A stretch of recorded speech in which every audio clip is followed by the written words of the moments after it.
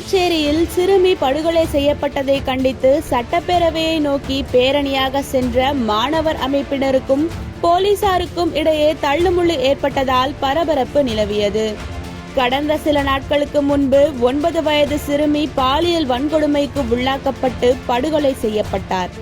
நாடு முழுவதும் பெரும் அதிர்வலைகளை ஏற்படுத்திய இந்த கொடூர சம்பவத்தை கண்டித்து பல்வேறு தரப்பினர் போராட்டத்தில் ஈடுபட்டு வருகின்றனர். அந்த வகையில் புதுச்சேரியில் காங்கிரஸ், கம்யூனிஸ்ட், விசிக உள்ளிட்ட கட்சிகளின் இளைஞர் மற்றும் மாணவர் அமைப்பினர் சட்டப்பேரவையை நோக்கி பேரணி நடத்தினர்.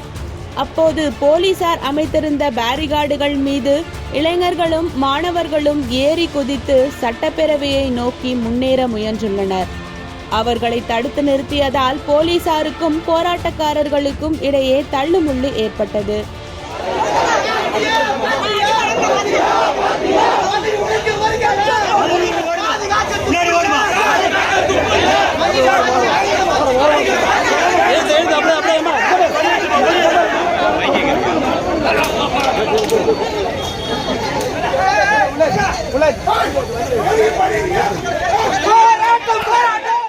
புதுச்சேரியில் காவல்துறையினரின் துணையுடன் கஞ்சா விற்பனை நடைபெறுவதால் நகரில் குற்ற சம்பவங்கள் அதிகரிப்பதாக குற்றம் சாட்டிய போராட்டக்காரர்கள் போதைப்பொருள் புழக்கத்தை கட்டுக்குள் கொண்டு வர வேண்டும் என்றும் வலியுறுத்தி வருகின்றனர். அமைச்சர் நமச்சிவாயம் அவர்கள் கஞ்சா விற்பனையை தடுப்பதற்கு எந்தவிதமான நடவடிக்கையும் மேற்கொள்ளவில்லை.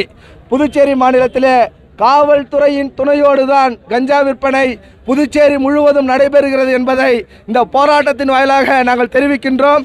சிறுமி கொலை செய்யப்பட்டதை கண்டித்து தொடர் போராட்டங்கள் நடைபெற்று வரும் நிலையில் இக்கொடூரத்துக்கு முக்கிய காரணமான கஞ்சாவை ஒழிக்க அரசு நடவடிக்கை எடுக்க வேண்டும் எனவும் மக்கள் வலியுறுத்தி வருகின்றனர்.